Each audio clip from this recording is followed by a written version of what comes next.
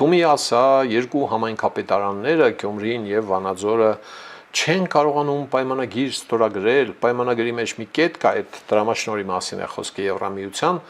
որ բան արեք էլի, այդ դրամաշնորհով նախատեսվում էր 10 հատ էլեկտրական ավտոբուս գնել, Վանաձորը գնել է դրանք եւ այդ դրամաշնորհով նախատեսված էր 5-ը պայմանագրով հանձնել Գյումրի քաղաքին։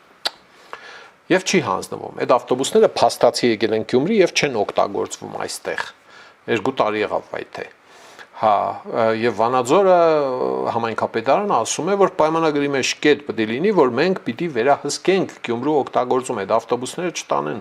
ուրիշ գործով օգտագործեն, որտեվ դա Եվրամիության տված դրամաշնորհի պայմաններից է։ Գյումրու համայնքապետարանն էլ համայնքապետի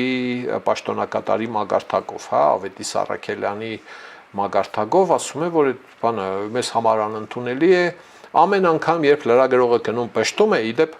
ես չգիտեմ, ճիշտ ասած ծանոթ չեմ, գուցե Վանաձորյան լրատվամիջոցներն էլ են այդ հարցերով հետաքրքրվում, բայց չեմ տեսել, էլի հրապարակումները ներողություն, եթե չեմ տեսել, Ազատություն ռադիոկայանն է գնում լուսաբանում այդ հարցերը եւ երեկվա ռեպորտաժի մեջ ասում է, որ ոնց որ թե արդեն ձևակերպումը գտել ենք։ Դուք պատկերացնում եք ժողովուրդ 5 հատ ավտոբուս կանգնած ստեղ մաշվում է բարոյապես եւ չգիտեմ, կարող է ժանգոտում էլ է ինչ է լինում բան։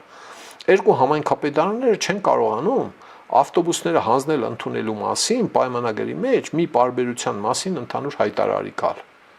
Խիղճ եմ ասել, էլի, մալադեց, ապրեք դուք, շատ ապրեք, շատ շնորհակալություն։ Սիրելի ժողովուրդ, խնդրում եմ լայքել եւ բաժանորդագրվել ալիքը։ Դրանով դուք կնպաստեք, որ հաղորդումներն ավելի շատ մարդ տեսնի։